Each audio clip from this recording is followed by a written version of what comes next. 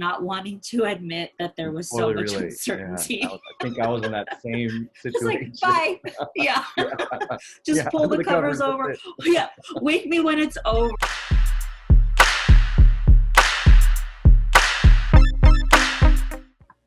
Hi, Tabitha. How you doing? Welcome to the show. I'm glad you could make it. Hi, Chris. Thanks so much for inviting me. Absolutely. I just want to put out there. I know I've want to thank you first of all for the mindfulness thing that you did a while back, and for the abundance as well.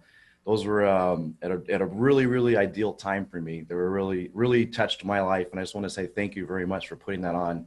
And I'm sure I speak for everyone that was involved in that. That was awesome.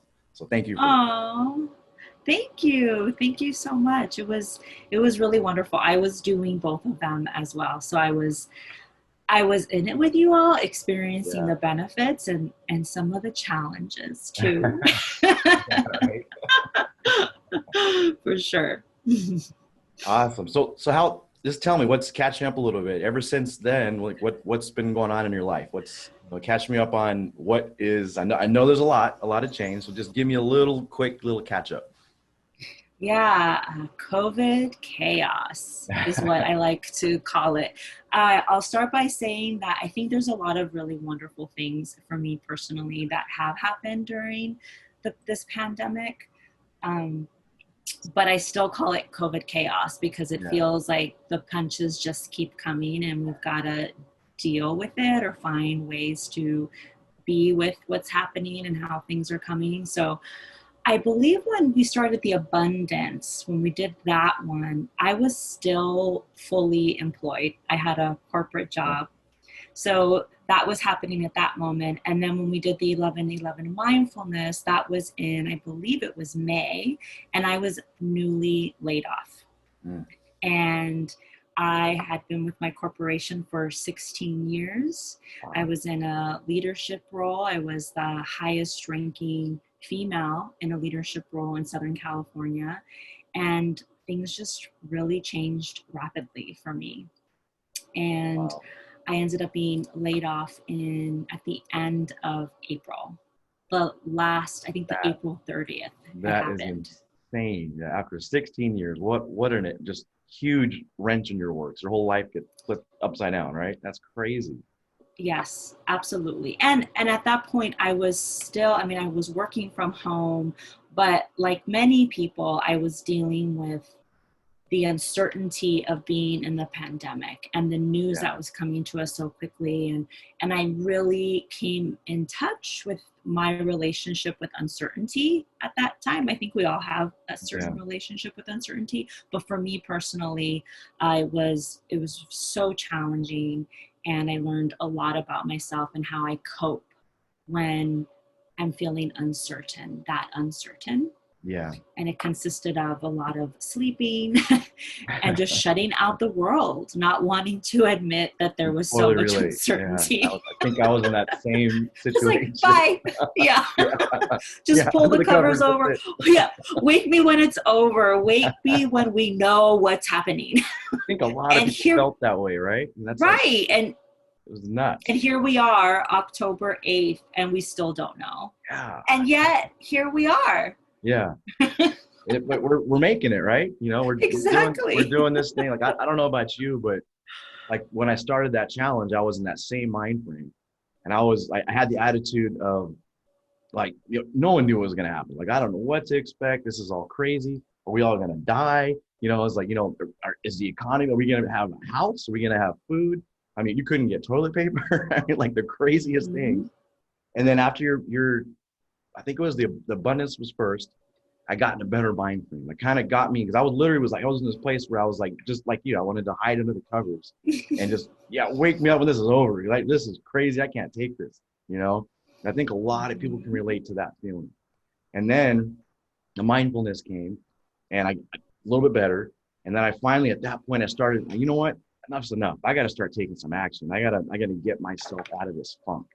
And I think and I thank you for that, because I think that literally was like the catalyst that kind of got me over that hurdle. And I was able to Yeah. start on my journey of growth. And instead of letting COVID happen to me, I decided, you know what, this is happening for me. And I really truly believe that. Like I have, this Yeah. year has been like mind blowing, reprioritizing, open my eyes to a whole lot of things. And I realized what is truly, really important in life. Yeah. I don't know about you. Sorry to interrupt and interject. No, Continue with no, your story. it's no, I actually, I remember specifically for the 11/11 mindfulness that I believe it was early on because it was 11 days where you would each receive two prompts and you could choose the prompt that you wanted to do that was related to mindfulness. And then you would report back in with the group Yeah. on if you completed it or not. But I remember on day 3 or 4, I was getting a sense that I think the group needs something else. There might be some stuckness because I've experienced that so many times in my life. And that's when I said, okay, for those of you that want to do this, you're going to take this prompt and now you're going to apply it to every day for the rest of Right. the Remember that. timing. Yeah. And then you're still going to choose between the two. Yes. And there was a writing prompt. Yes. And it was 100% created to get into the subconscious mind and really begin to help healing with the stuckness and taking it in baby steps to get out of the stuckness. So that's a huge part of what's been my success with certain moments of my life is acknowledging the stuckness and then slowly working out of it. Awesome. Awesome. Yeah. And I want to say one thing too that popped into my head around just like COVID and the pandemic. You know, when things first started, I would say in mid-March, you know, my reaction to the uncertainty was to freeze. You know, that's typically, and I'll probably talk about that a couple times throughout this because it's a big part of my life. We have fight, flight, and then freeze. And I'm a freezer. I just freeze.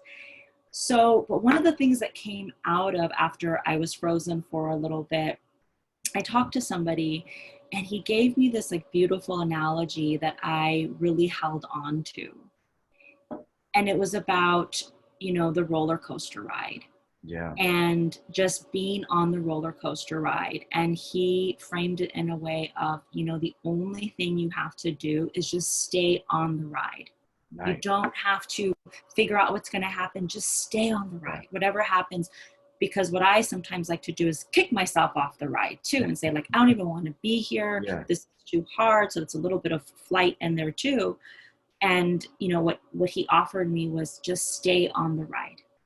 Just stay on the ride. And that is something that I committed to after that, was to just stay on the ride. And I can say successfully that, you know, since maybe beginning of April, I have stayed on the ride, even in the midst of getting laid off after 16 years and losing a pretty substantial income and now being on unemployment. Yeah. Yeah, what a roller coaster, right? And it's like you're like, I didn't even get on this roller coaster. Why do I have to stay on it? No, yep. 100%. That's a really good analogy. I like that. I'm gonna remember that. Yeah. Yeah, thank you for sharing that. That's a good one. Yeah, just stay on the ride. You know, it gives you kind of a reassurance, and it's like, look, you may not do the right thing, but you don't have to. Just stay on. Let's just keep riding this thing out. You know, that's good. Yeah, and just to kind of deepen that a little bit more, because then I took it another direction, and I thought to have self-compassion for myself.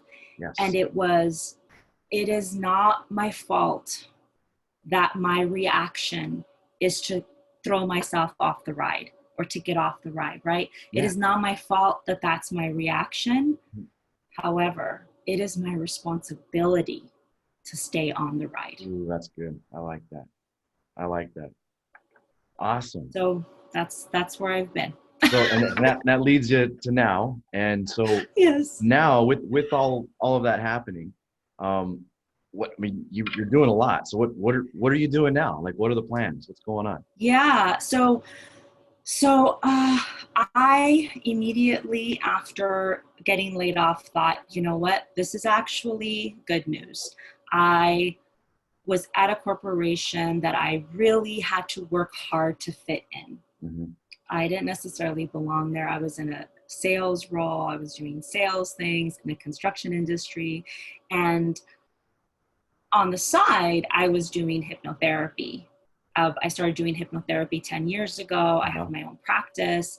I started doing coaching a couple of years ago. I was really into transformational work. I've been leading workshops all on the side. So as soon as I got laid off, I thought, well, obviously, I just need to do what I love full time. Yeah. What I was not expecting was the motivation wasn't there. The excitement wasn't there, the inspiration wasn't there, and that was troubling for me. But slowly I realized that I was burnt out. Yeah. That after 16 years of hustling and achieving, that I needed a little bit of a break, and that was really hard for me because I gained so much by achieving. Like, a lot of my self-worth and my value is attached to how well I do and being praised and all of that. So I took a break for 3 months. So from June, July, August, I took a break. I did not do any work. I did not do any business planning. I was living my best life, taking naps, meditating, connecting to myself. And then come September 1st, I hit the ground running, and I'm back with the business with a new name, Root and Rhythm Experience. And I'm creating a movement class right now. I'm creating a 6-week virtual course. I'm seeing hypnotherapy clients. I'm seeing coaching clients. And I'm also a mentor to a few people right now.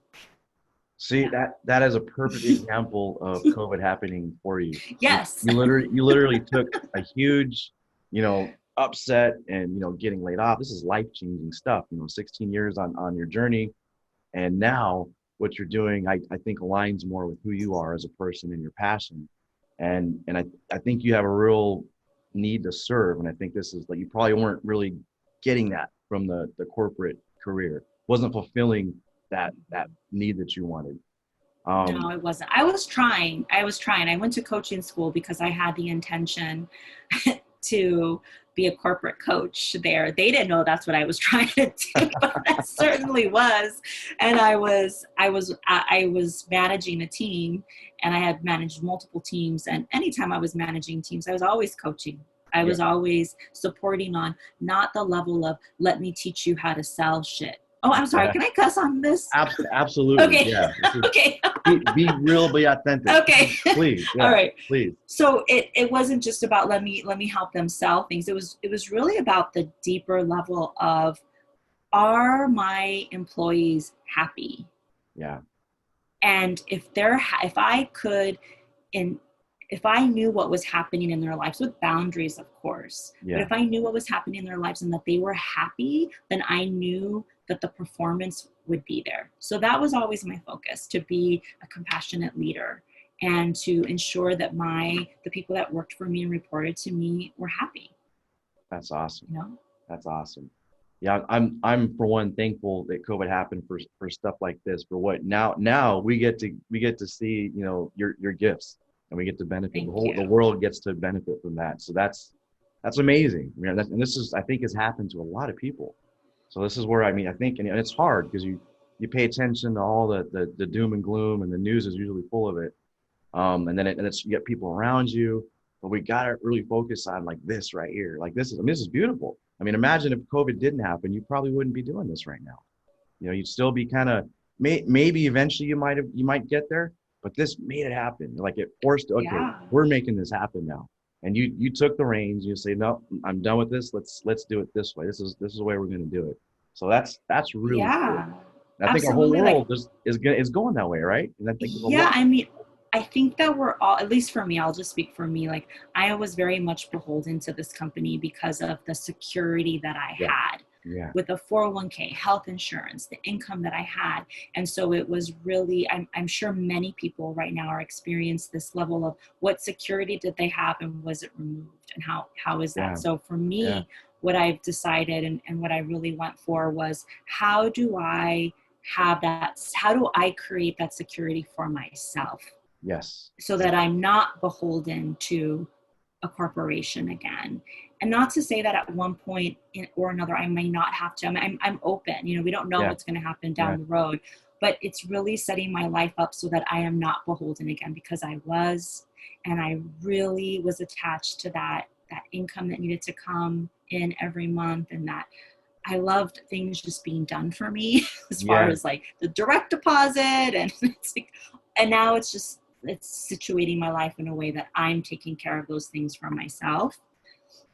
And there's just, I mean, And I've trust me, I know, as I've been an entrepreneur my whole life, and I've had those corporate jobs. I've had the, you know, a pension, you know, 401k, you know, paid vacation, all that stuff that you don't get when you're an entrepreneur.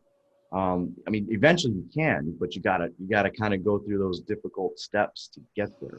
But like I said, I've gone back and forth. Like I've done my own thing, and then I've gone back to okay, let me get the job, the job again, which I really never really yeah, liked. Because I'm an entrepreneur at heart. Like I have to do yeah. things for myself, but I So would what do it. leads you when, like, can you think of one particular moment where you were doing the entrepreneur, the solopreneur thing, and then you did go back into a job? What was the impetus there? There's like at the last time I did it was our last the Great Recession. You know, 2008, 2010 is really when it Mm-hmm. hit.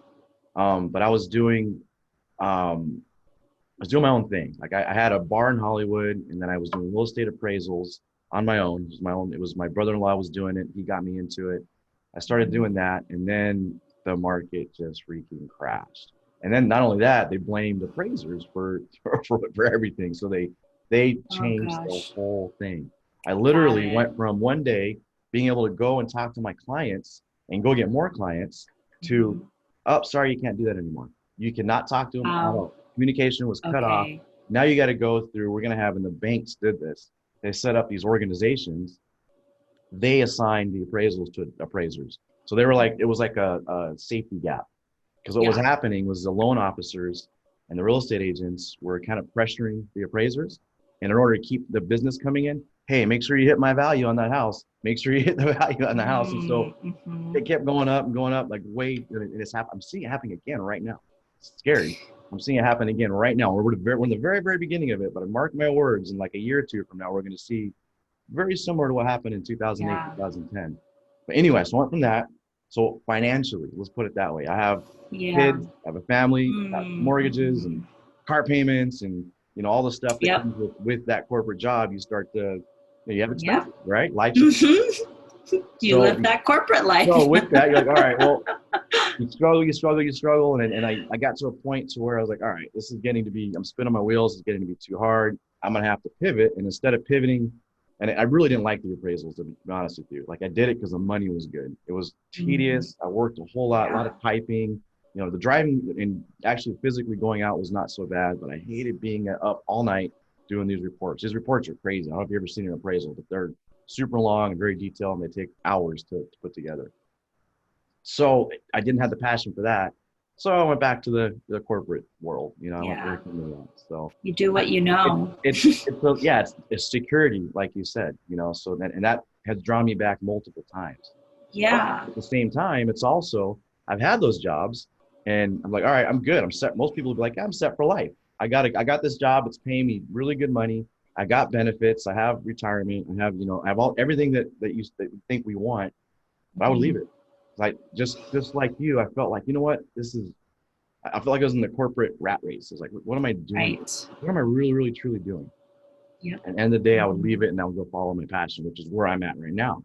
I've been hearing this one for, oh man, let's see, and I kind of did it halfway. Like I started one of my businesses about 6 years ago, but I'm still actually employed with Los Angeles County Probation Department because I'm having a Okay. hard time letting that security go, you know. Yeah, I But I'm there. I understand. think this right now, I think this COVID was enough. I think I'm going to let it go. I'm going out doing my business and doing the entrepreneur thing because it allows me to do stuff Mm-hmm. like this, the podcast. Mm-hmm. It allows me to do things Yeah. I'm passionate about. But yeah, so to answer your question, I think it's security is why I go back.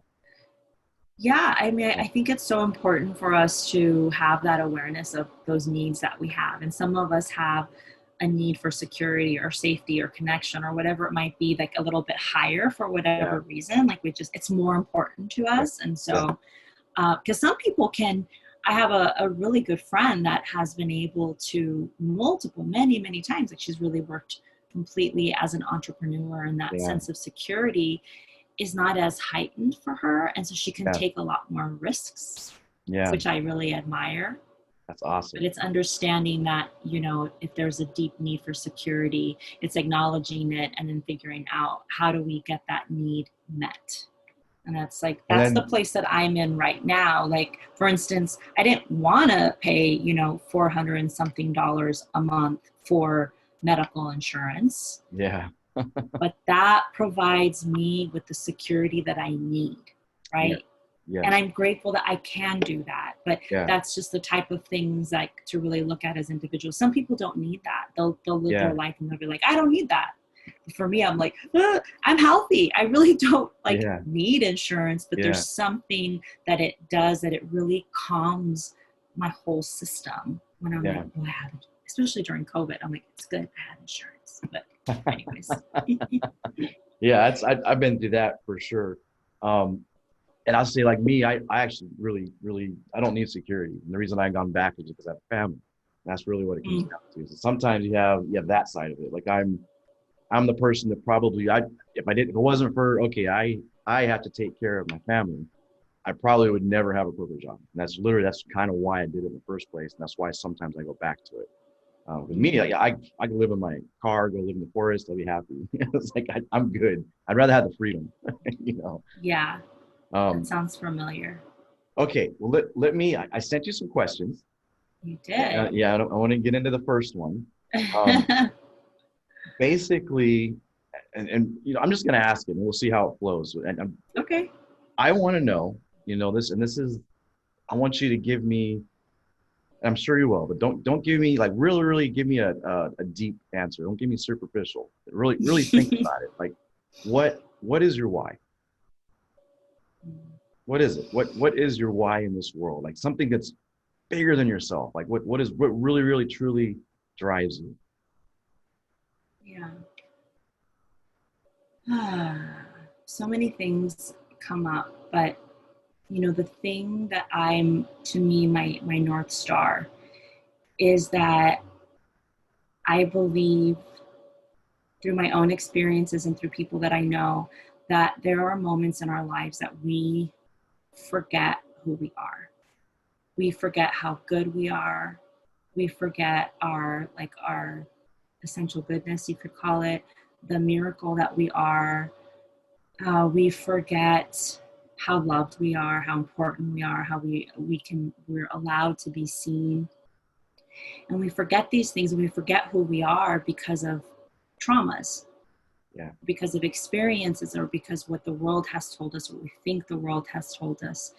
And so my why is that I want to be able to help remind people of who they are in case they forgot. yeah, Because, and this is particular for people who maybe have trauma, because I'm a trauma survivor myself, and I didn't feel like as a kid I had anybody around me that could understand what I was going through. And then that really moved into my 20s and even into my 30s, where I just felt so alone. And I didn't know who I was, and I didn't have anybody to come along and tap me on the shoulder and say, hey, I know who you are. And I think maybe you forgot who you are. So I'm going to help remind you. And awesome. so, yeah. And so there's something around my why also being, yeah, that I want to be that person for somebody. I want to be able to look at them and for them to feel my love and my compassion for them, that even that will help them begin to remember who they truly are before all of these or some of these bad things happen. Yeah, And a bad thing can be as something as traumatic as some of the things that I experienced as a kid, or it could be a terrible car accident, you know, that maybe happened. yeah. And there was some sort of trauma that happened with a family member when that accident happened, like things like that, that can also be really traumatizing to a person. That's Um, awesome. So yeah. basically, what I'm hearing there is what really, really drives you is not only for yourself, but more, I think more for the world, is making, reminding people of, like you said, the beauty that's inside them and the potential that they have. Okay, look, this may have happened to me, but I still have this beauty and this potential and this gift so that I can give to the world. That's Yeah. awesome. That's Yeah, really, I mean, really cool. and like to simplify it, maybe it would be to remind people that they're not totally broken and that they Right. are whole. Like Yes. underneath that Yeah. there is a wholeness that is there with the brokenness. That it can be both, and that the wholeness is actually the bigger part, but trauma will sometimes make it so that a person is focusing more on the brokenness. Gotcha. 100%. Yeah, that's like I truly feel like we're all broken in some way. And that if we weren't, I think we would. I don't think you're human. I mean, I think you kind of have to have something that's just not quite where you want it, not quite right. And that's to me, it's broken. So we're all broken. We all have our crutch. We have past traumas. We have something that is in there that we probably strive to overcome our entire lives. And then we might maybe, and when we do it, then there's something else behind that too. There's always something else that you're broken in another way, and yet now you got to figure that one Yeah, out. You know. right. So that's probably that's a really, really good why. Um, I've never Yeah. really thought about that. That's really good. I like that. I like Yeah, that. so when I think of like my mission itself is, my mission is to vulnerably and compassionately lead others back to themselves. Awesome. And that includes myself, because Yes. it's a constant process for me to also remind myself Yeah. of who I am Yes. and the wholeness that's there versus the brokenness. Awesome. Awesome. Well, thank you for sharing that. Mhm. I'm gonna go into here's another question, and this one I think can get a little messy. I think it Okay. does. But and the let me just ask it. It's what would, like, let's say there's a time machine, and your 10-year-old self, like you at 10 years old, came right now to this moment in time and saw your life, saw everything. I mean, saw you, actually was in your mind too, to see the way you thought, what you're thinking about right now, what your dreams are right now, what your goals are right now. What would they think? I mean, would they be surprised? Would they be excited? Would they be disappointed in some ways? Would they say, why'd you give up on that? I wanted to do that. How come you're not doing that? Would they, is there, I mean, everyone I'm sure has something there that they probably, maybe you're living your dreams, but there's still something your 10-year-old self said, man, this is what I want to do when I grow up or when I get older. So explain that to me. Like, just like I said, picture Tabitha, a young 10-year-old Tabitha right here in the room with you, asking you and watching your life, and just what questions would they ask, and what would they expect, and what would they be surprised about? It's a really sweet question. It actually brings emotions up for me just to think about that 10-year-old. That 10-year-old was really, really scared and had like a big change in her life. I had just at 10 years old moved from living with my mom to moving to Los Angeles with my dad and my Colombian family, which I had been with like my mom's family, who's Scottish. And so it was a really big change. So that 10-year-old was like really scared. So what I'm imagining actually is that she would come to see me now and that she would just like give me a really big hug and she would thank me. That's awesome. Yeah, that she would thank me um, for getting us out of a lot of bad situations. And I think that she would actually be really impressed. Like she'd be like, oh, you, because I mean, living before when I was a kid, like we were this like poor and welfare. And I remember being in line to get cheese, like government cheese, like under the age of 10. And I don't remember, it's so fascinating what happens for kids where like we don't remember, at least for me, I couldn't say at 7 years old or however old I was when I was standing in line for government cheese that I felt ashamed. Yeah. But what I can feel is that there was something like that that little girl was collectively feeling about like being in that line. And so I think that she would look at my life and be really impressed with what I have created for myself, for the amazing bonds that I have with, you know, with certain people in my life, with, I think she would thank me for always remembering her and for checking in with her. And the one thing that maybe she'd be like, hey, what happened to this? Is she would really wonder why I'm not a solid gold dancer. Awesome. So when you were 10, you wanted to be, I want to be on Yes. solid gold. Yes, it was like it was either to be a veterinarian, which I could not say veterinarian. So it was I would either be a veterinarian or a solid gold dancer. Okay, so where do you think in that journey did you decide that this is not what I want to do? Or maybe you do at heart, maybe you still want to be a solid gold dancer. Yeah. I mean, where did that So happen? Like where did that get sidetracked? yeah, where did things go sideways there?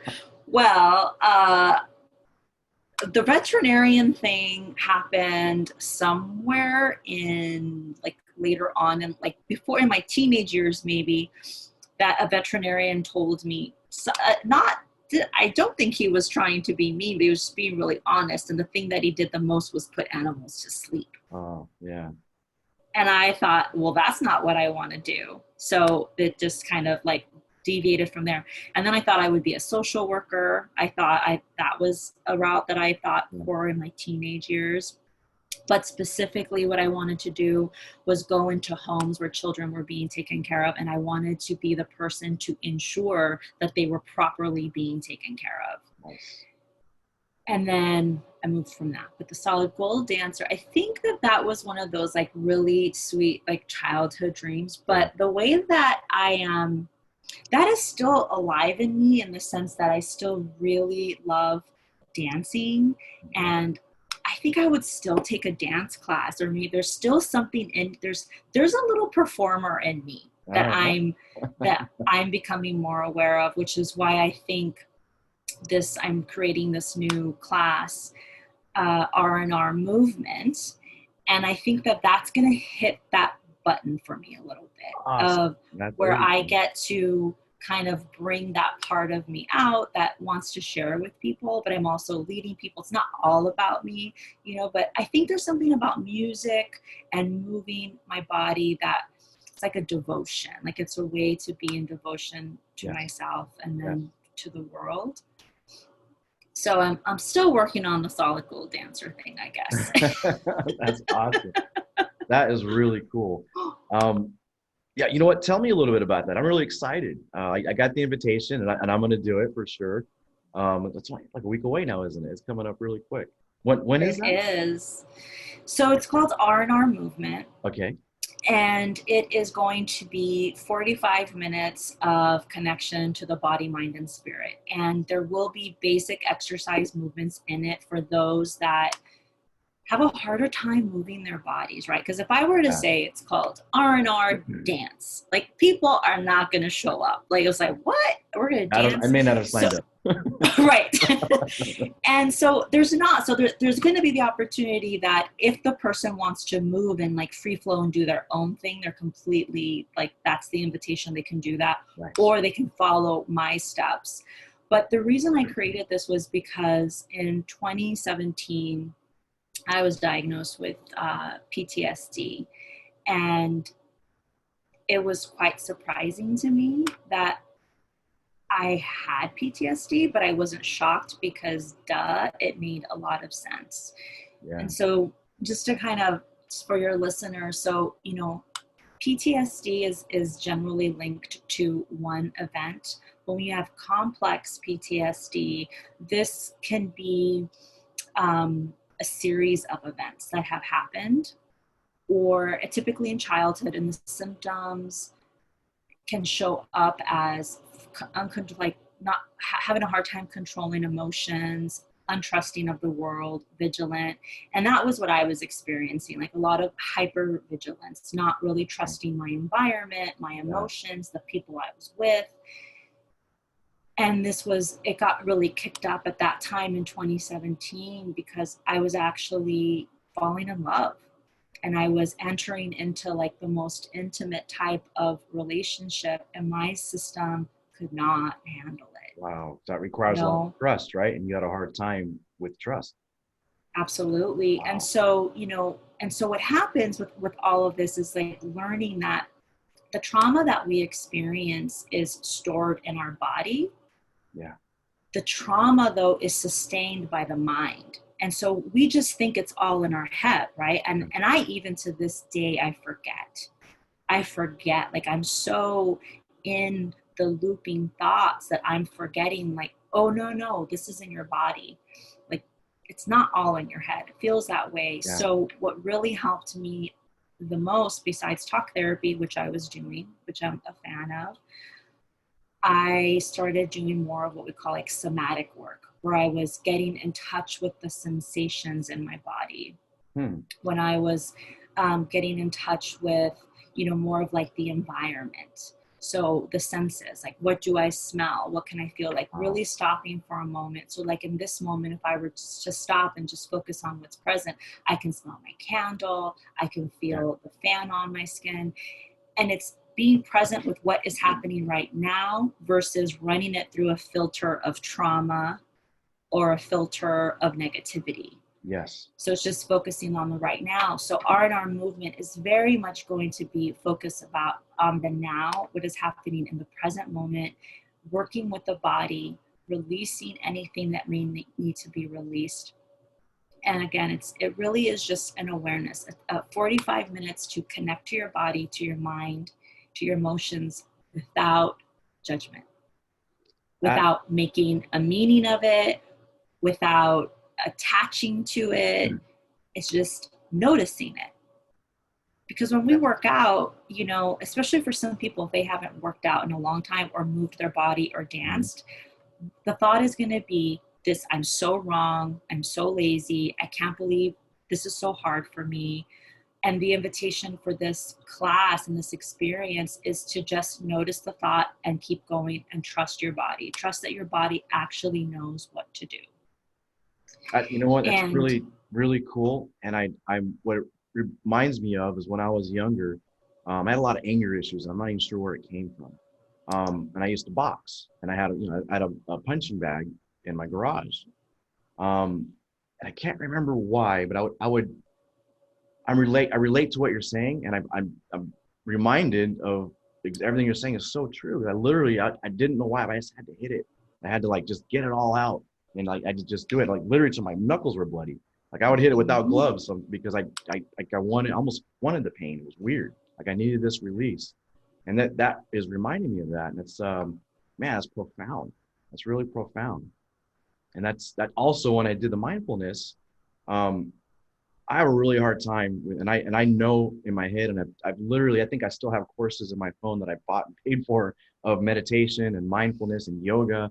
I know my body and my mind is craving to get it, like just somehow find that release and find that way to cope with what is going on in here. Right. But with me, and I'm getting better, but I'm still there. I have a really, really hard time being alone with my mind. Like I'm almost scared of it. Like I literally, like I've tried meditation, and it's like I go into a panic attack. And I can't explain it. And it's so hard for me. And the mindfulness, you did it in a way, like I need the guidance is kind of where I'm at. And I need someone to guide me. And then where I was at that point was I'm off of, I think it's been it was 2015. Man, it's been almost 5 years now that I had a pretty bad injury at work. And so I'm used to, I play basketball, I play sports, and I run, and I literally couldn't do any of those things for a long time. So that physiology, that movement you're talking about, I was missing it bad. I have a feeling that's where I didn't have the release anymore. Didn't have a way, and the sports and the running And that just being active, I think was, and I didn't think of it that way, but I think it was a way of my body kind of releasing whatever was going on in my mind, the stress. Yeah, absolutely. To that point, it is fascinating. We do need that. I think that those big releases, right? So I was doing boot camp for a while, which I loved, and the reason Yeah. why I loved it was because I was not having to think about my feelings. I was just like, it was just like, go, now you're going to do, these push-ups, and then the Yeah. bell goes off, and then you Yeah. run to the next thing. And it was like, Yeah. yes, yes, yes. But what was happening is that I wasn't actually conscious of anything that was happening. So from like, as far as what my body really needed and what my Yeah. emotions really needed. So for me, there's like a way that I actually need to slow down a little bit more. I love high intensity. Yeah. I love it because I escape my mind. There you go. Yep. I'm escaping my mind, right? And Totally. so the what I have learned most about PTSD and trauma, and this is for even if just feelings, that the resistance that happens when it comes to this, like the thinking and the thinking. Okay, first, in my opinion, the thinking is a resistance. It's a resistance to actually feel the emotions, which is where the pain is. Yeah. So we're resisting emotions, we're resisting sadness because we don't want to feel the pain. And Yeah. so the Yeah. mind is doing anything to keep us away from feeling that pain. And so, my work when my clients are ready is about building them up to a place where they feel safe enough that they can begin finding what that pain is, facing it, Yeah. and then feeling it. Yeah. Because that's where the liberation comes when you actually, if we think about these times that we make things really big in our minds, Uh-huh. and then it actually happens, and then we're like, I was absolutely terrified and it was not that bad. Your mind told you it was way more terrifying, and when the situation happens, it wasn't that bad. Yeah. That's how we're dealing with our emotions. So with R&R movement, I want to invite everybody to slow down a little bit and start tapping in and consciously tapping into, like, let's say you're doing a boot camp workout, right? Yeah. It feels great, you're sweating, because there will be sweating and R&R movement. But then there's a moment where you stop and you actually check in and you feel your heartbeat. You connect to your heart beating to remember that you're alive. And if you haven't felt your heartbeat like that in a long time, it's exhilarating Yeah. to know Yeah. that you're connected and that you can hear your heart and that you're alive. And then it's, how are you feeling? And it's, you're doing, some crunches, and it's repetitive. A lot of what I'm doing is repetitive because life is repetitive. And how annoyed are you going to be that we're doing the same thing over and Yeah. over? And it's being with that. Yeah, that's awesome. Yeah, you just literally like that. It really resonates with me because like I said, as you're saying that, I'm thinking back to how I would move, and this is why I always had more than one job too. Always, like as long as I can remember. And I don't know where, don't know where, I still don't know. I don't know where the trauma started. And like, 'cause I had a great childhood. So like, I don't even know where this comes from half the time. And I think I remember I have had some pretty bad stuff happen too. But for the most part, I had a really, really good childhood. So, and I don't know what it is, but I was always running from something. And I don't know what, I still to this day can't tell you what it is. I think it's multiple things. It's a lot of things. And it's just, like I said, it's something in here that it's so painful and scary. It's like, I don't want to face it. And it's like the Navy SEALs. Like they literally push those guys harder than they think they're able to do. And I think I relate that to what you do. Like you are okay. I'm here, and yeah, it's gonna get uncomfortable, and yeah, it's gonna be painful, but you can do this. It's like you're strong enough, and you can deal with this pain. And this is the only way you're gonna move beyond that. And that's man, that's profound. It's got me. I did the Tony Robbins seminar, the first virtual and That is UPW, so cool. Unleash the Power Within. And one of my breakthrough moments there was, man, extremely painful. is he basically, he leads you through a lot of memories. Like he makes you do this. It's like, all right, think of, something extremely painful, the most painful thing you could possibly think of, and he puts you through this. And that's uncomfortable. It's not an easy thing. And literally everyone, almost everyone is sitting there. And I did it with my parents in the room live, but you see everyone on the screen, everyone's in tears. They're like in agony, because he puts you in it. And then you do this, and it literally, I think it was like an hour we were in this space, which seems like it was, you're just like, please, it's just, I can't take this anymore. And when you think you can't, you're like, I can't do this anymore. He takes you even more. Now he's like, now add this to this. And now he forces you to basically deal with those pains. But the crazy thing is, literally, I mean, it was extremely, extremely painful. I'm bawling in tears. Yeah. My whole body is just like tense and hurts. Like I can't, it's like the deepest, deepest pain. But when I did that and he guides you through it, I felt like I was able to release it. Like it was like, I was like, oh my gosh. And like, it was like this huge weight gets lifted off your shoulders, and you really do feel, wow. And if I'm capable of doing that, what else am I capable of? Yeah. If I just went through that, what else can I do? But that was, and he does movement too, like you're saying. He had you do extra, moving, physiology. He's all about physiology, Yes. connected to the emotion.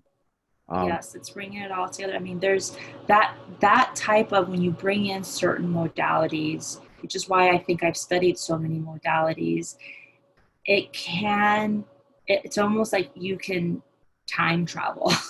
Yeah. It sounds like a 100%. little, Yeah. you feel like you can time travel. Like I've been able to, in certain instances, time travel, and just, emotionally, of course. And it feels like I've been able to release the things that have needed to be released. I mean, I had a really powerful experience where I got to actually feel the physical sensation of, and it was like two actual people that held me like they were my mom and dad. I never had that experience of having two parents hug me and tell me everything's going to be okay.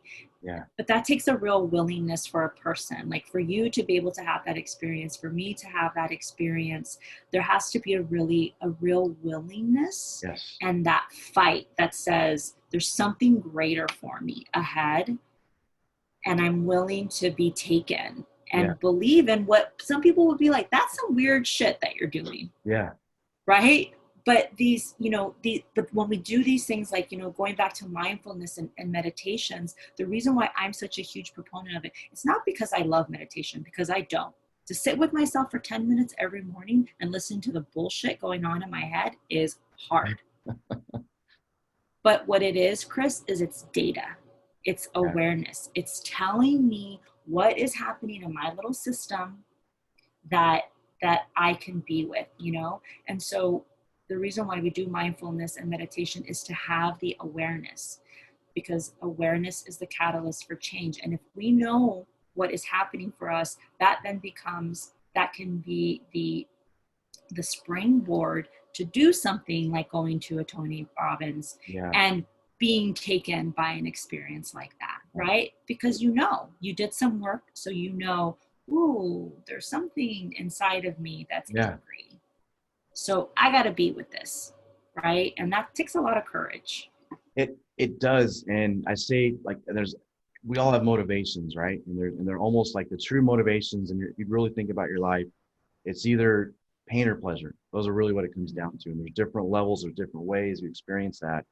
And what's weird is we're wired. I guess it's a survival thing. It's probably our dinosaur brains that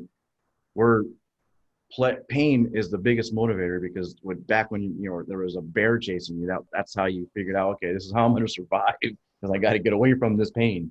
So that's what he did, is he took you there with the pain. And what forced you to kind of want it, okay, because you get there and you're in the place, like it's time travel. You can feel it. You're there because he guides you, going right back to those moments. And it's weird how your brain, like, I don't even know it was there. It's like all of a sudden this other thing pops up. I was like, wow, I didn't even know I had that pain. I didn't know I had that thought. But what I still was not willing to get rid of it because I was like, no, I can't do that. It's too painful. I can't face it. I can't do it.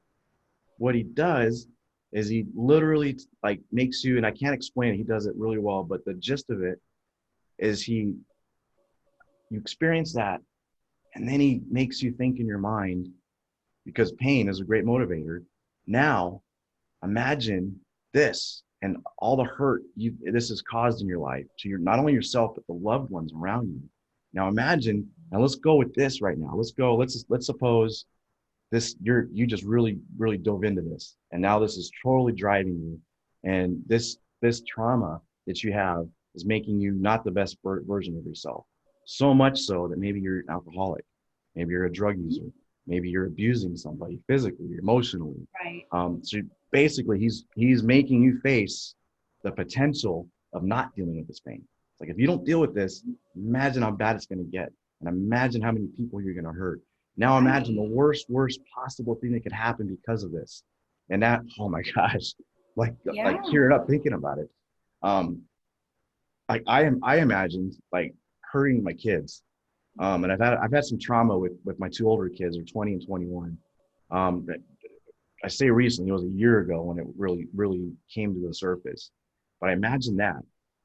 And then I imagine how much I did hurt them emotionally. You know, they were traumatized. By me being absent, by drinking, whatever, all the stuff that I had done, to where I imagine that times 10. That's what Tony told you to do. Now intensify it.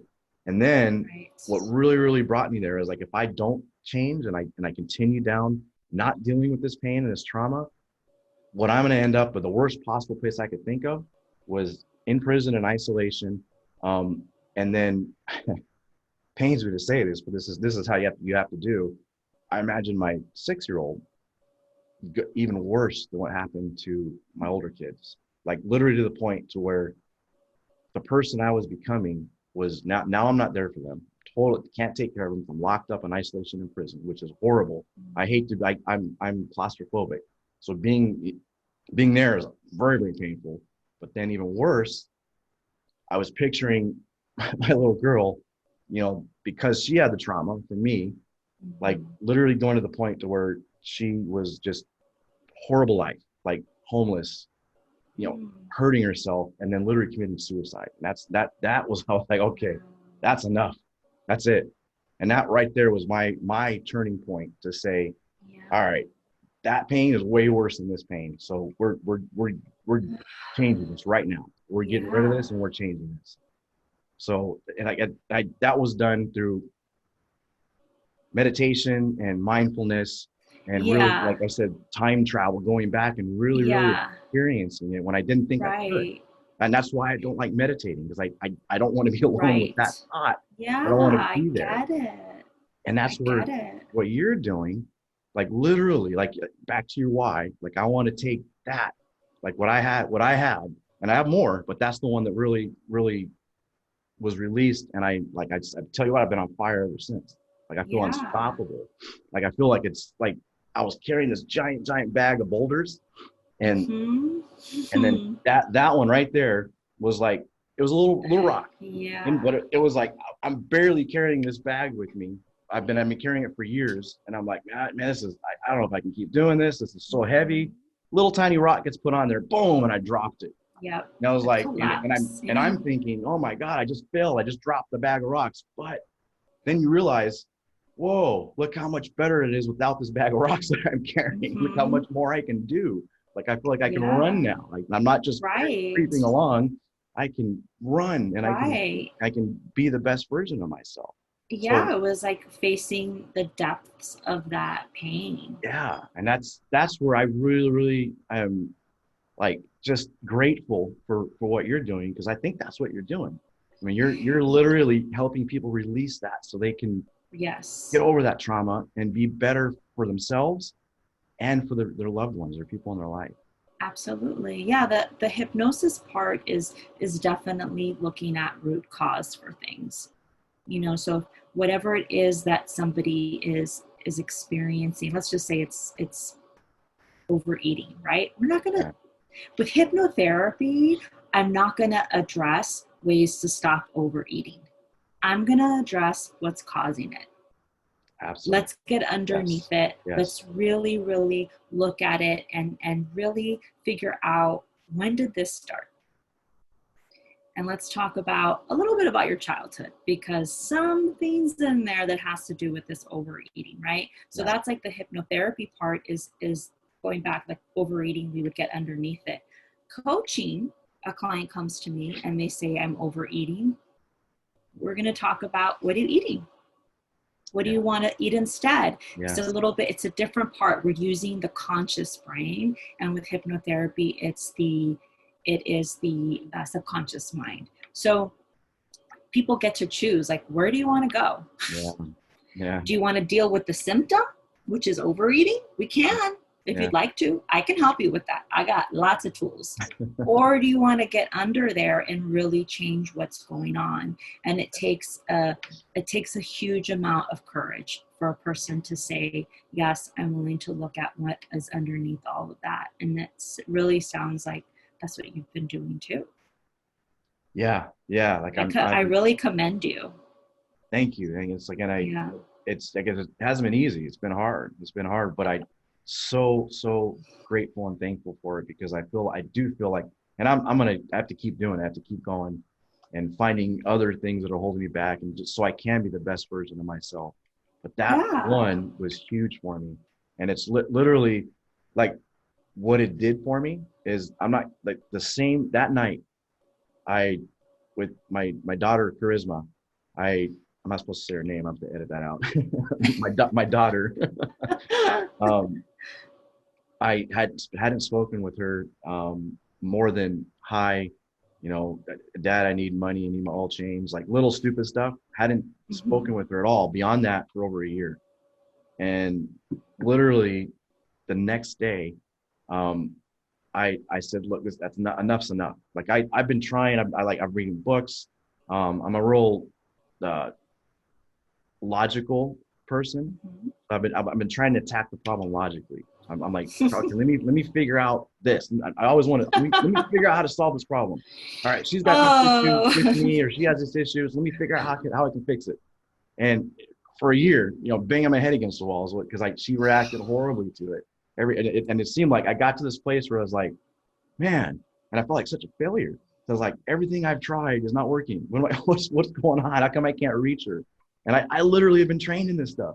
Like when I was a probation officer, I got all kinds of training of how to do exactly this, how to reach people, and I couldn't reach my own daughter. Like I couldn't figure it out. But one thing that resonated me with what Tony said, and it was something else, but that I took it and I was like, that's what I'm doing wrong. He's like, you can't take a problem that happened because of your mind and fix it with your mind. He goes, now you got to take it from here and you got to move it down here. This is where you got to come from. You got to come from the heart, which I wasn't doing. I was right here. Take the elevator down. Yes. Take the elevator down. I'm like, okay, what am I missing? What am I doing? And I'm turning, and I'm trying new tactics, and let's do this. Let's try this. Let me read this book. I'm like, man, talking to my I have a lot of friends that are psychologists in the industry. So I'm talking to them. I'm trying to figure out, man, what am I doing wrong? And I tried over a year. Literally one day after having that experience with Tony Robbins, and just that one shifting my mindset come from the heart. And I literally told her that. I says, look, I want to sit down and have a conversation with you. It's been too long, and I don't want to talk. I told her, I've been talking to you, and I'm trying to fix this with my mind. I just want to come and talk to you, and I just want you to listen. Because she doesn't want to talk to me. I just want to listen to my heart. And I told her that. Yeah. That's it. I just want to share with you what's in my heart. And I don't do that. I'm starting to now. Like I'm the type, I was that machismo guy. I'm like, I'm not going to cry, and I'm not going to get emotional. And I'm starting to, that's changing too. I'm getting more in touch with my feminine side with all of this, which Tony was saying that too. Yeah. Like, hey, you got it. Exactly. You need that balance. And literally, like within, like, the words barely came out of my mouth, and I started bawling right there. And I was, all this emotion just pent up, and I just released it, which I never would have done. I always felt, okay, I can't do that. I got to be strong. I got to show that I'm the strong person. I can do this. but Yeah. I was like inside a wreck. I was devastated. You know, I was like crying on the inside for so long, but I never let it out. So I do this, and then I'm like, I was still teared up thinking about it. Um, like she tells me, she goes, Dad, that's all I wanted to hear. I'm just like, wow. And that was an aha moment, Oh. and she literally opened up from that moment on, Mhm. and she gave me a hug, which I hadn't a hug in over a year. And like, and we're still not there because we're still, but we're talking now. We're both making an effort, and I'm learning to just, you know, instead of, I was so careful what I said, it seemed like everything I said was wrong. Um, I'm I'm learning just, all right, just get out of here. Let's talk here, and it's working, Yeah. and it's That's been like beautiful. phenomenal. So I don't know how I got It's on that tangent. powerful. No, I loved hearing about it. I mean, that's healing.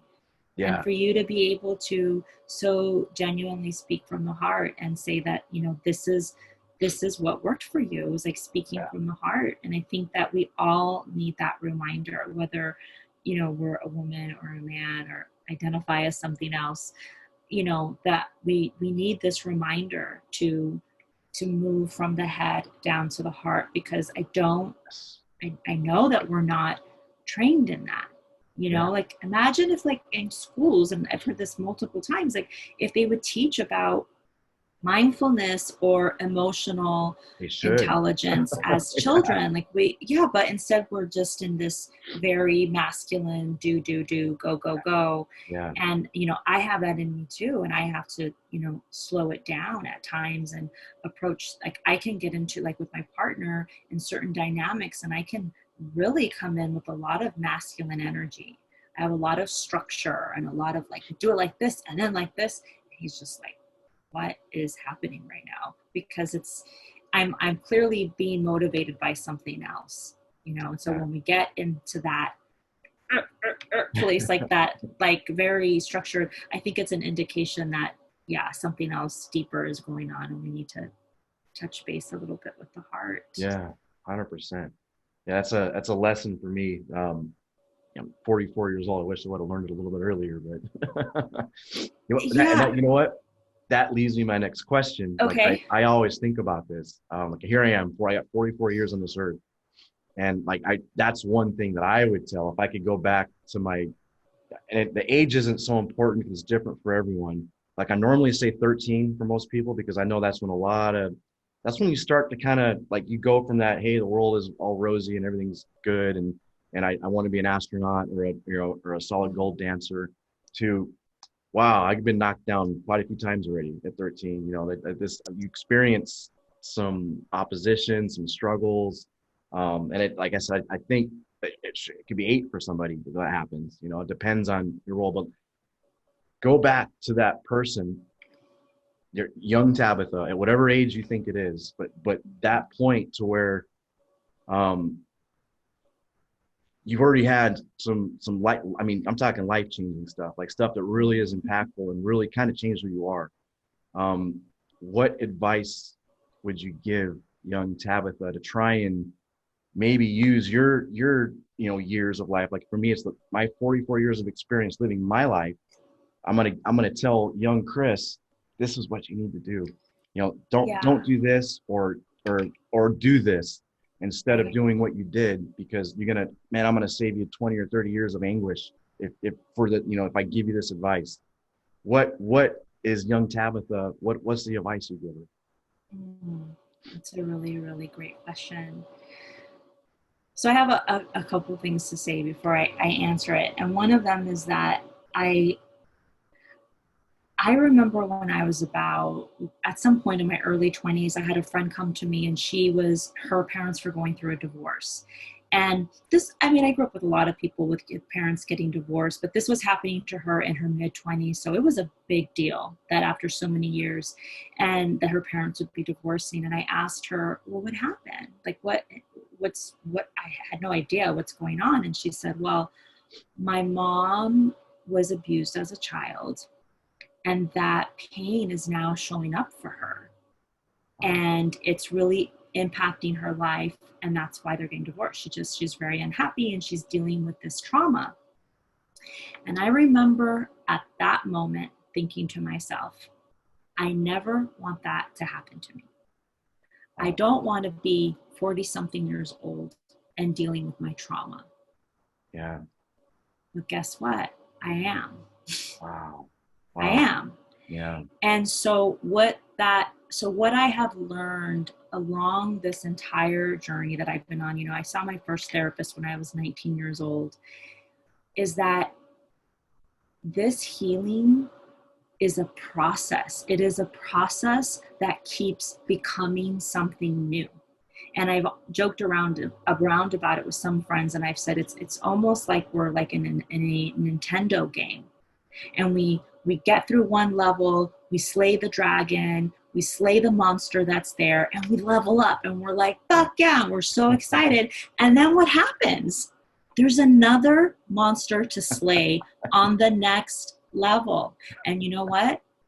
Each time there's a monster, it's actually the same monster that was on that first level. It just looks different. Yeah. So we keep leveling up each time we grow, we have more awareness, we have a new healing, we have a new tool, we have a new connection to ourselves, whatever it is.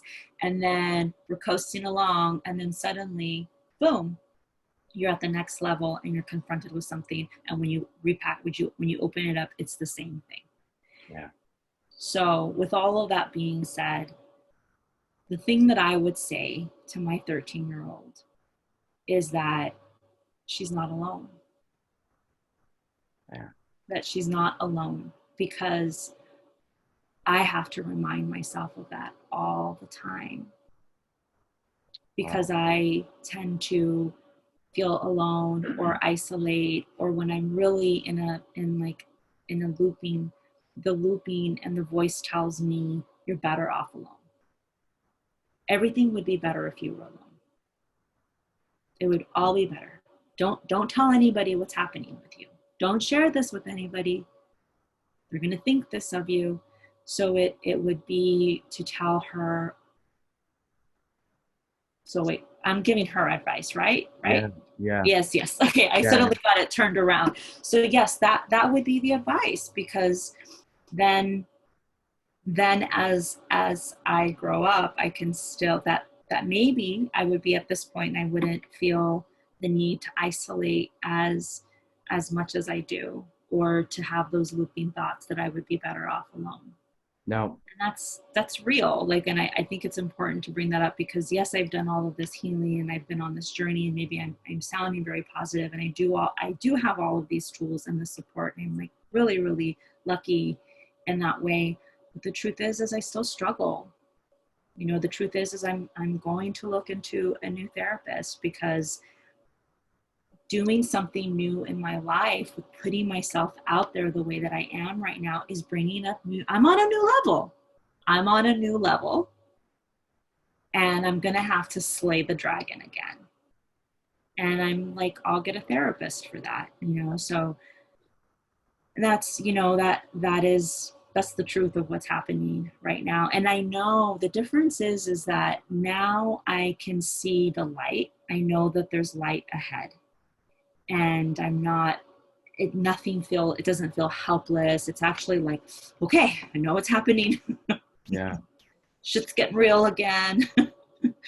You're showing some signs of the things that you do when there's some unresolved pain. So time to call in the troops, call in some help. Okay. With that advice, is young. I mean, put yourself. Let's time travel. Let's put ourselves back there. Let's go right back to young Tabitha, and with you're right next to her, and put yourself. Think back to a life-changing event that happened. You know, let's go back to whatever trauma it is. Go back there. I mean, really feel that. Like feel what young Tabitha was feeling. Put yourself there, and now you're giving her that advice. Is that enough? Is that enough for young Tabitha to make a change and overcome this barrier by just saying you're not alone? Or is there something? Is there any more guidance that she needs?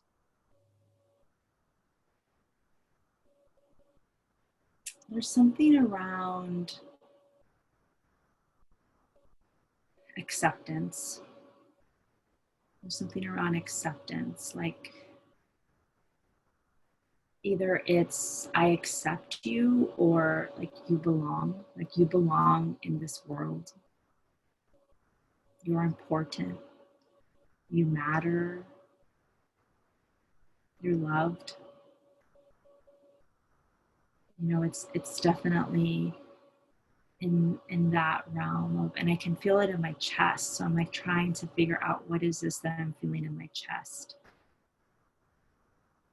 Um, you know, I've connected to this part of me before, and the thing that I've said to her is that I won't abandon her, you know, and that was something that I said for a long time, and so it's beautiful to know that I don't feel that way anymore. Like I haven't abandoned her. Mm-hmm. And there's always the like, it's not your fault, you know, it's not your fault. That's hitting something. Um, I tend to think a lot of things are my fault. So So I'm you not, yeah. at that age, you blamed yourself for whatever was happening. And At that age, I was really confused by what was happening in my life, um, and I was experiencing. I mean, 13 is just like it was a really rough time for me, and I felt a lot of shame. I felt a lot of shame, and I wasn't telling anybody. You know, I just, there's a lot, there are things that I don't, I like to share and be an open book, but you know, there are things that if I were to share, it could hurt people in my yeah, life. So that's why I'm being a little vague, but, and I think I'm a little stuck I'm a little stuck for words because I'm trying to figure out how to say this, but, um, I felt a lot of shame. I didn't realize that things were not my fault, but I was very confused because I thought when bad people do things, they should be in jail. And that wasn't happening in my life. And I actually was living with a pedophile who I had to fight off of me a lot. wow. And so, and I didn't say anything. I didn't tell anybody. And it got to a point where as a teenage girl, whether I was walking somewhere, I was being harassed by men or like men in cars exposing themselves to me, I wouldn't tell anybody because there was this part of me that felt like nobody's going to believe me. Yeah. And so there's something in there, you know, maybe it's telling her like I believe her. Um, so it's a little mixed up for me right now, and I don't have a solid answer. Well, let's analyze that a little bit. I mean, you're telling me that, you know, what is it, 3 years ago when you got diagnosed with the PTSD? And yeah, in 2017. Yeah. So, I So, mean, and I think that this was the PTSD started like from when I was probably 6, and it just okay. went all the way up So for many years. that's been something that you recently, you know, about 3 years is not that long ago. So you recently are dealing with this trauma, this pain that's happened to young Tabitha. So to not avoid that, but speed that process up. Let's deal with that way sooner rather than later. Like what could you have said to young Tabitha? What could you say to young girls right now that are in that situation to where they're not dealing with this decades later? I mean, what is Yeah. it that would help young Tabitha or a young girl right now that might listen to this to not have to experience that trauma for so long? Yeah. Keep speaking up, keep telling people, talk to somebody. Like somebody will believe you. Somebody will believe you. Awesome. So to basically like why it's why you said you're not alone is Yeah. someone is gonna listen to you. They're gonna believe you. You're not by yourself in this. You don't have to experience this by yourself. Someone's there to love and support you. Somebody will believe you. Somebody will protect you. And it's this way of like to just keep fighting, and the fight means telling somebody, and maybe it's somebody that's not in your family. and maybe it's even,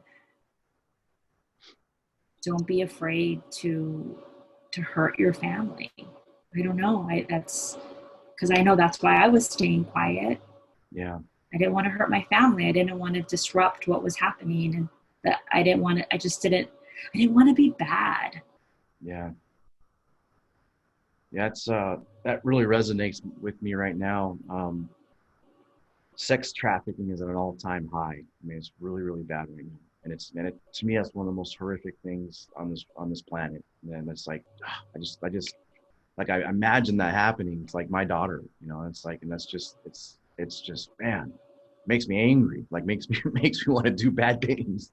And I think they're in that situation. It's like they're being, and that's on a whole nother level. That's like, they're literally kidnapped from wherever they are, you know, they're put on drugs. These people do whatever they possibly can to keep these young girls and boys too, captive, so they can keep making money and selling them and do unspeakable things to them. And I think this, I mean, it's basically, you have someone in a position of power, they have power over you, and they're scared. They're scared to speak up because they're like, this person has probably told them, literally, I'm going to kill you. I'm going to kill your family. I'm going to do really bad things to you if you tell anybody. And even if that's not said, that fear is probably still there. Because you feel alone, right? Like you feel like no one's going to believe me. Or maybe you feel like this is my fault. I deserve this. Or something. All these lies that probably get put into a young person's head. I get sick to my stomach, and I just want to figure out how to stop it. It's horrible. It's like the most horrible. I think that's, man, it's like to violate someone in that way to me is just like, it's just unspeakable. It's horrible. So I don't know what the answer is, and it's like my answer, and it's the wrong one, is, and I'm like, just kill them all. And it's like that's literally my answer. I'm like, they don't, like, that person that does that. Like, I don't think they deserve to be on this planet. Like I said, it's just, but I mean, how do you do that too? It's like there's a reason why they got there too. Our world has allowed them to do this, and it's like you got the, the Epstein thing, it's like, it's just, yeah. Well, it's another thing I think that's happening with COVID is, I hope, is, yeah, this is happening. This is atrocious and this is horrible, but I hope that more people are like realizing it and wanting to, all right, we got to fight this. We got to stop this kind of stuff. Right. Yeah. Because I guess, well, I just want to own that I was starting to like disassociate a little bit when you were speaking, because it was really hard for me to hear all of that, and it brings up my own memories, and I was just doing my best to just stay here because I didn't want to feel anything. And so but I think, I guess I question, this is a whole other topic, but like, is sex trafficking at an all-time high? I mean, I think it's been here way longer, and I would question if whether it's at an all-time high now. I think it's just, for whatever reason, it's being brought to light now. But it has been there, and I would question, like the assault on women and children, and I know men are also victims. The numbers, I don't know that those have changed. So there's always been sexual abuse and assault. Yeah. Maybe it's just that things are being reported now before. So I don't know that it's at an all-time high now. I think it's been happening. I think that we're just hearing about it now, and more people are talking about it because there are different movements. We are talking about sexual trauma now, and it's something that people do not like talking about. Yeah. It's uncomfortable. I know that I certainly turn people off sometimes. I think I turn people off with my PTSD sometimes, just talking about it, or talking about the uncomfortable things. Yeah. And maybe with COVID, what it's brought up is that now some of us are willing to talk about the uncomfortable things because we have some extra time, whatever, so I think that I think that we're giving I just think we're giving it the time and space that it needs. I mean, we have people like Eve Ensler, who's been, she's the creator of the Vagina Monologues, but then she has 1 Billion Rising, and it's all about helping victims, and she's been doing this for years. Yeah. And it is, I mean, we're talking about, just this, we're also talking all over the world, and the mutilations that are happening to women, circumcisions, like atrocious things. So there's been a lot happening, and I think that it's so painful for us that we've just turned a blind eye. But I am a sucker for pain sometimes, and I have been entrenched in that world for a really long time, and this has been happening for a while. Yeah. Yeah. I think since the beginning of time, unfortunately, Yeah. it went on for a long time. Again, yeah, it's a horrible thing. It needs to be addressed for sure. Yeah. Yeah. Go I ahead. mean, I believe so too, and I think that for me, it's like it's talking about it more because it it has happened to so many people, and I think there's different degrees of it. Where some people think that their trauma, because maybe they weren't raped, that it's not as traumatic, so they're just going to stay quiet. And Yeah. I believe that if there was any moment where when something is wrong, and if it's been done to you, then that is a trauma that you've Yeah. experienced, and you are entitled to feel that and to talk about it and to be seen in it and to have somebody compassionately hold you in that. And we're in this comparing society where we even compare our trauma. Yep. Yeah. And And I've done it. I've sat in circles, and somebody else has been abused, sexually molested worse than I was, and it's like, well, I should just not say anything because like she had it worse than me. yeah, And that's it's yeah, terrible. that is terrible. And then I mean to the fact that what young Tabitha needed to hear was I'm not alone. It's like how are they not going to feel alone if people don't talk about it? If the people that have Right. gone through it, because they're still dealing with the pain themselves, they don't want to talk about it themselves because it's too painful.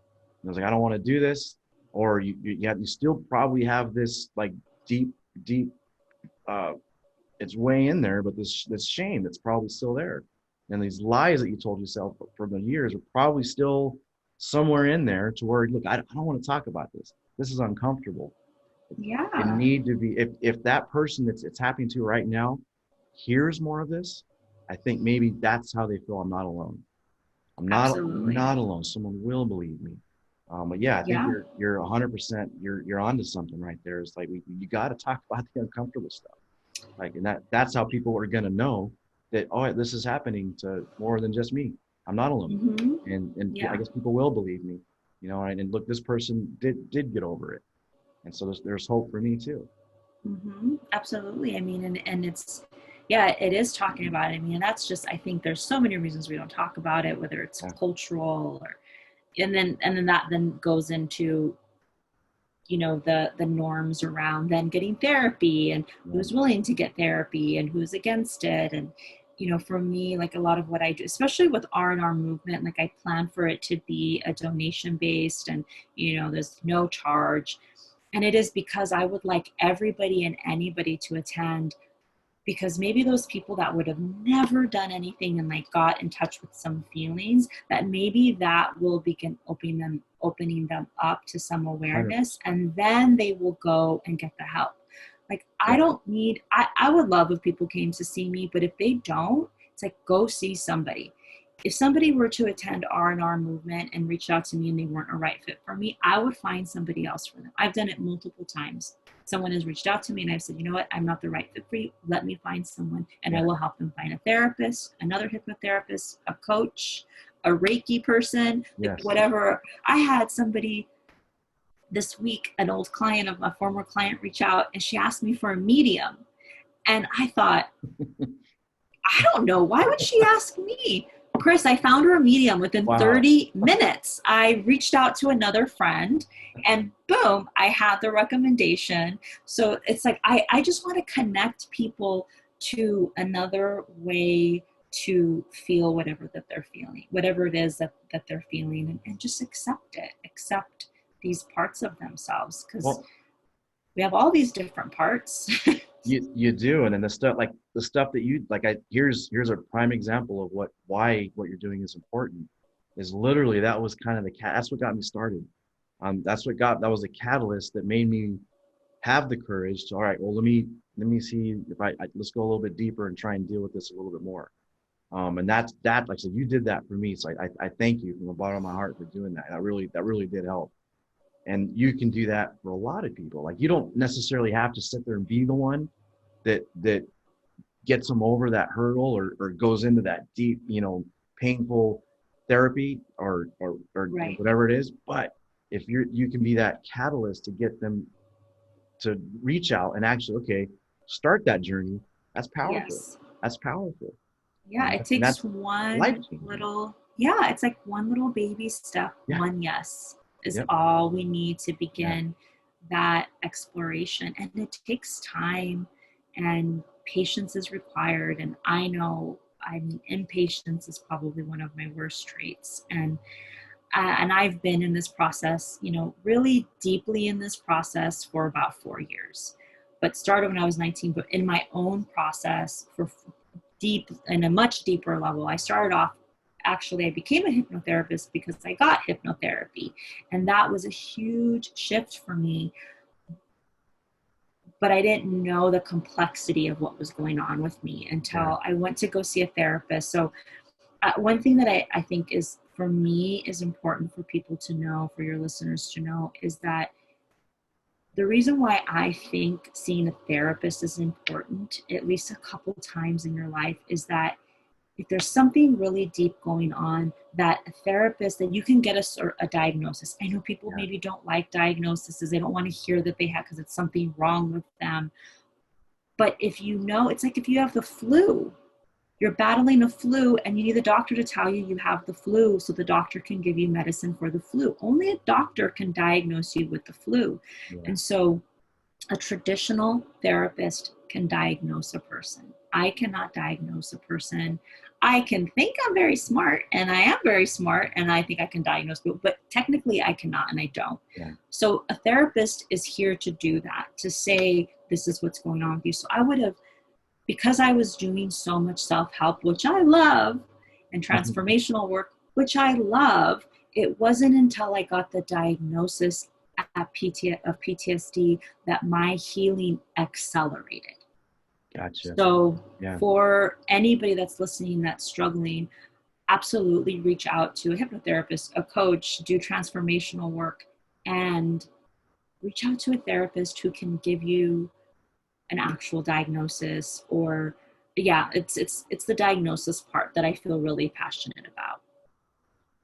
I like that. And that's like this thing I've struggled with.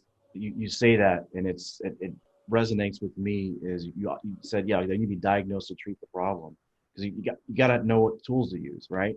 um my issue in the past has been, with the mental health space, is basically that diagnosis is, and it's wrong, and I'm getting over this, but I mistakenly called it a label. Oh, I don't want to be labeled, Right. because there's a stigma, right? There's a stigma attached to it.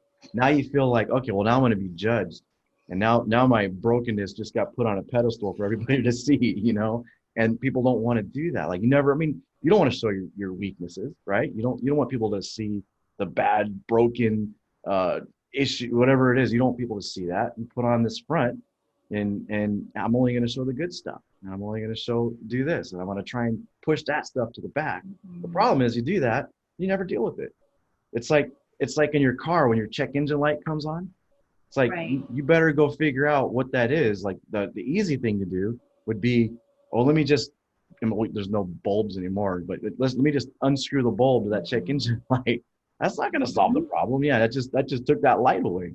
That's Yeah. not getting into, okay, what is this? Like, what's the problem here? I think that's the Yeah. mental health thing. Like you're saying, therapy is important for that, because Mhm.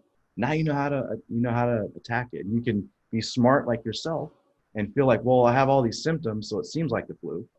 I have this and this and this. I'm sweaty, I'm achy, I'm, whatever, all the symptoms, and you can try and self-diagnose, or someone else that's not licensed, or like they can't properly diagnose, can try and say, Right. well, you have this, and they might be right. Like, you might be right, but it would be nice to have that. Okay, now we know this is what it is.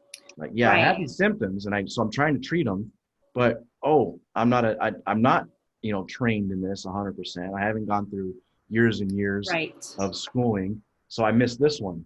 So when I Hmm. thought it was the flu, it's actually something else. Pneumonia. It was it turned into pneumonia now because I didn't get I didn't get it right. Exactly. Yeah. Yeah. I mean, I have a real need for safety, and emotional safety, physical safety, and I really make sure that my clients will feel that way as well. And that then spreads out on an even larger scale, because right now we have a really great problem, which is that we have tons of coaches right now. The wellness community is on Yes. fire, Yes.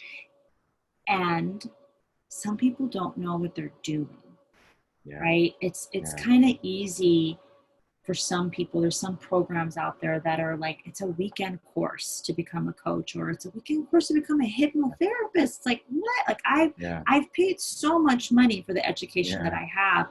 So I'm even willing to say, if somebody were just to come to me and say, hey, I don't want you as a hypnotherapist, but can you look at this person's education or their website and tell me what you think That's of true. them? Are they And legit? then I would be Yeah. like, okay, I'll help you out, because I want people Yeah. to get the right, to go to the right person, because Yeah. some people might try to diagnose them. And I can tell you that a hypnotherapist, a coach, none of us can diagnose somebody. But here's what we can do. You show up to me and you tell me I was diagnosed with PTSD. Hmm. Oh, I get to work with you now. Now you told me, because your therapist gave you the Yeah. diagnosis, and now your treatment plan is on fire, accelerated, because we know what we're dealing with. Yeah. So it's just very important that, and then you find the right therapist too, right? Like, that might not be the right fit. I mean, I've Yeah. had 3 therapists, and I can tell you that they've been helpful, each one in a different way, Hmm. but they were not the right fit. Gotcha. It's important, right? Because you have everyone is kind of reached in a unique way. There's certain Mm-hmm. things that motivate you that don't motivate someone else. There's Absolutely. different, and there's different. I mean, little stupid things like a personality trait, a quirk. Maybe it reminds you of someone that you don't It like, could, yeah. or damage you, and it could be that simple. It could be the greatest therapist in the world, but they're not for you Right. because Right. it did something to you. So you're not Yeah, there looking. could be like a button, like Yeah. my last therapist, I remember I had to have a talk with her, and I asked her if she would be willing to not talk about herself. Yeah. And because it hit a button that she would talk about her life outside of therapy, and it Wow. hit a button because it's like, I don't want to feel like I have to take care of you now. That's crazy. And it was hitting these buttons for me Yeah. that had nothing to do with her. Yeah. But then Yeah. I had to, like, be vulnerable and be bold and make the request and say, I need you to not talk about yourself. And how did that turn out? Fine, she stopped Yeah. doing it. And then and she was great. I was Yeah. doing she was the one that diagnosed me with PTSD, and we were doing a lot of, like, cognitive behavior therapy. And I saw her for 6 months. I got attached to her because we had been in this relationship, and because she had diagnosed me. And I was so relieved that I had this diagnosis, that I had something to work with, because Yeah. I'm actually one of those people that sometimes likes labels, because they give me data. Like, I'm a Yeah. Yeah. data-driven person. So Yeah. now I have data. I know what I'm working with. So, but then, and that, like, ultimately we were not the right fit. I think she did not know enough about mindfulness that I needed.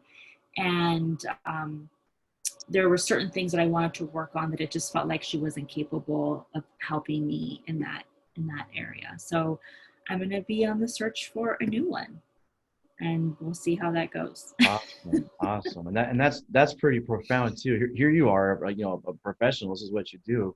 The meditation, the mindfulness, the hypnosis. So you're definitely in that field. So you'd be a tough client, I would imagine, because you Well, know, okay, right? so, Because you know better. well, side note, I do have a coach right now, Uh-huh. and lovingly, my coach said I was high maintenance during our last session. But then she followed up with saying like, hey, I say that because I'm also high maintenance. So it's Yeah. this, but it's this way of like what we are wanting in our life and the way Yeah. that we go about it. So I do have a coach that I work with, and there's still like a deeper, something deeper that I'm needing right now, because Yeah. as a coach, like I think I need a coach. I need somebody to bounce things off Yeah. of. Um, so I do have a coach. That was funny because I think I am a tougher client, only because I know so much. I'm a Yeah. smart little rat. And there's a part of my personality that will want to, going back to the pain and pleasure, right? That I'm going to figure out a way to avoid the pain and all. And Yeah. I can Yep. get really tricky. And you're, I think we all do that. We all try and avoid pain, but I think you, seems to me like you really do that, right? I'm very convincing. Yeah. I'm very convincing. I'm confident, and no, this is what Yeah. it Yeah. is. I don't know if you follow the Enneagram at all. Do you know Yes, much I about it? do. Yes. You do? Okay. Uh-huh. Well, I am a 3 on the Enneagram, Nice. which is the achiever. Yes. And the achiever is very much about doing anything, smoke and mirrors, to make it Yeah. appear Uh-huh. as though everything is great. Yeah. Everything's wonderful. Yeah. And everything to avoid you being able to see my brokenness or my unworthiness, right? Yeah. And I think that's why there have been moments in this talk that I've wanted to like be a little bit more real, and also say like, I don't have it all together. There are times, I just had, like, I was just in a PTSD trigger this past weekend, and slowly came out of it. So like, I don't want to downplay the seriousness of how PTSD has impacted my life, and how it's impacting my life again because of a change, and because Yeah. I'm putting myself out in the world in a way that I have not before, and it's risky. It is. It is. You have this fear of being judged. You have this fear of Failing, failing, but your loved people one seeing me not, fail. yeah, your loved one's not accepting you. Like Right, or being like, all this stuff. right, like, or my loved ones thinking, what are you doing, why are you putting our business out there? So it's like Yeah. figuring out Yeah. how to be authentic and not expose anybody else. So that has all been challenging for me. So it's brought up a few emotional places that I'm working with right now. Yeah. Constantly got to work on it though, right? And that's kind of the thing. I'm leveling up. I'm Level up. leveling up. Level up. Same monster, different disguise, right? Exactly. It's That's, like, oh man, this again. Like, it's like, sometimes it's like I really want the monster to look different, yeah. Yeah. but I'm like, it's the same one. Like, sometimes that's kind of tricky. You think it's something else, but it's like, no, girl, it's the same thing. You know what that means to me? That's what it's probably, you didn't mean it this way, but this thought is, if you keep facing the same monster, maybe you really didn't beat it the first time. It's like maybe there's something there at least that you need to figure out. Could be. Like, there's looking at it from a different way. Yeah, it could be. Yeah, it's I love that analogy. That's awesome. I just really imagine like the Nintendo. It's No, like I'm specifically picturing it's in a my head. Nintendo. It's like, Yeah. and I hear the music, Mario and you're Brothers, like, right? yay! Yeah. Yes, it's Mario Yeah. Brothers, That's and what it's I'm so picturing. excited. Yeah, and you're like, you're so accomplished. You Yeah. beat it. It's like, I think it was towards the end is where like that big monster was, and then you beat it, Yeah. and then you get to Yeah. the next level, and then there's the monster again. Again, right? Yeah. What? Let me go back real quick. I want to talk a little bit more about your you're doing the R&R movement. Yes. Is that, I mean, are you going to do more of those? Are you going to continue to do those? What's the plan with that? Yeah, so I am going to be demoing it on the October 16th, and that's just with a few people just to work out some of the Okay. technology stuff. And then I will launch it sometime in November, and it'll probably be a little bit of a pop-up. Okay. And eventually what will happen is I will start creating a workshop with it. So it would be Nice. the R&R movement and then a continue like 2 hours maybe after that, and would be a whole workshop type situation. And yeah, I'm just so excited about being able to offer this to people at no cost if they cannot pay for it. It's just for a way for them to experience this for themselves, experience a different way of connecting with themselves. It also gives a person a flavor or a taste of me and Yeah. whether or not they would even want to work with me, right? So it's a Yeah. Yeah. really easy entry to my world and to decide if you want to do something more with me, because the thought of hypnotherapy for some people is scary because they think of movies that they've seen. Like I think the Yeah. last movie was Get Out had hypnosis in it, and that was a little scary. So there's a negative idea of what hypnotherapy is, and so what I would love is that people would come to R&R movement and they would get to experience me, and then they would be like, well, maybe hypnotherapy is not so bad because if that's what she does, like she There you seems go. really cool. Yeah. So Yeah. it'd be a really easy entry for people. And at the same time, if they wanted to just come to R&R movement because that's what's working for them, that's wonderful. If that's making an impact for them, then I would be very happy with that. And yeah, So you're so doing that's that. going to be happening. You're Mhm. doing that. And what is what's another big focus right now? Like what's your passion? What are you really going for right now? What else? So, um, so what am I really going for?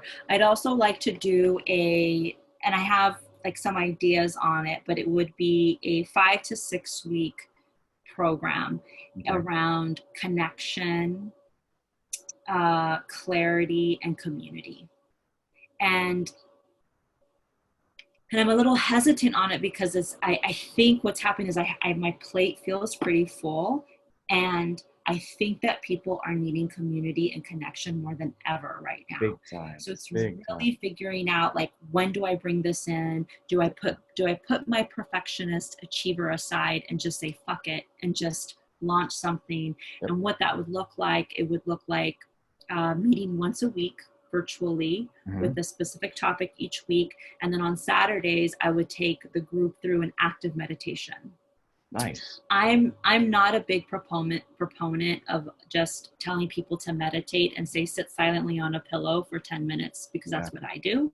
Yeah. That's not, I know that that's not for everybody. So Yeah. I really like taking people through active meditations where you're actually moving your body, and it's not the hum Nice.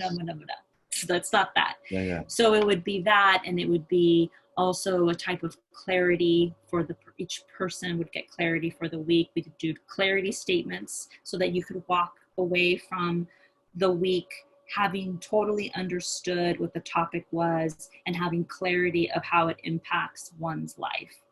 So that is definitely right there. And the way I do move slowly, it's just who I am. I'm very methodical in the way that I do things. So the idea is brewing inside of me, like in my head and in my heart. So I will look at creating it after October 20th, just because I have another big demo of R&R with a Okay. group of peers. And this is actually with Nice. people who do what I do, who actually can look Wow. at it and say, Wow. why is she doing that? That's Yeah. Yeah. weird. Or which I'm really nervous about. So I think once I get the two demos done and figure out a launch date for R&R movement, I'll start working on the course. So by the time this airs, I'm very confident that something would be launched. Ooh, exciting. And yeah, so my website, I'm working on it behind the scenes, but it is rootandrhythmexperience.com. Okay. And I'm very active on Instagram as well. And And what's your handle? It's Tabitha underscore Nieto, Nieto. And you can also search the hashtag Root and Rhythm Experience, and you'll find me that way too. Awesome. That's very good. And I'll put that in the notes for this so people can find Thank that. you. So the listeners here, just go to the notes. I'm going to put all the information of how to connect with Tabitha. Um, we'll stay up to date with all the stuff that you got planned. It sounds really exciting. I know I'm going to stay attentive to what you're doing and try and take Thank advantage of you. some of them because, like I said, it was a really good experience. The ones that I have done with you, the 11 mindfulness, the abundance, and I can't wait for the R&R to see what it's about. And I want to see what else you got brewing and what you got coming because you got a fan right here. So Oh, thank I'm you gonna be so paying much, attention and Chris. following it. And hopefully everyone else listening do the same thing. I'm telling you, do yourself a favor, check it out because Tabitha has a way of making it not scary. Like that's how it was for me because I've always been. It's scary for me. Like I said, you don't. Sometimes you can't get out of your own head, um, and you have a way of basically making it not scary. Like you guide it. You kind of make it a little bit lighter for someone like me that is not experienced in mindfulness meditation can digest it. And that was really important for me because I as much as I wanted to get there and I tried, I kept failing. And your way, your method, your approach to it helped me to kind of get there. And I'm proud to say I'm it's a form of meditation. I call it priming. Tony Robbins calls it priming. And it's 15 minutes that I gift myself. Is the way I call it. I gift myself every morning. Not every morning, but it's supposed to be every morning. But I don't make it every single morning. But I do it more days than I don't. And that's kind of where that started Yeah. with your program. I'm there Yeah. finally, and it's so powerful. You know, it's It so is. I powerful. mean, can I say something about Yeah, that? The part about like you do it and like not every day. I think one of the things, something that I'm really passionate about, and you just touched on it, is we have these amazing teachers out there like Tony Robbins and the teachers that I follow too, right? And some they have these not rules, but a guideline of how they think things should look. And with all of the things that I've done, because I've done a lot, what I have learned is it's trusting your unique rhythm. And that if you do it 5 days a week or 3 days a week, because that is your rhythm, then that is well, perfect. that's awesome. I like that. It's just like the seasons change, like we change, and you may be doing it 3 times a week right now, and then like suddenly 3 months from now you're doing it every day because that's your rhythm, and Yeah, then 3 months after that you're doing it twice a week. Then after that you find something totally new that's working yeah. for you. We are dynamic individuals, so our routines and our rhythms are dynamic as well. So I just want to like bravo, encourage you on like what you are doing right now, and to know that it is enough and that you're finding your rhythm. Awesome. And it's wonderful, and just to see your growth. And I don't know where you were before, so I take that back. I don't know where I can't say that how much you grew before because I didn't know you, but just in the conversations that I've had with you, your willingness to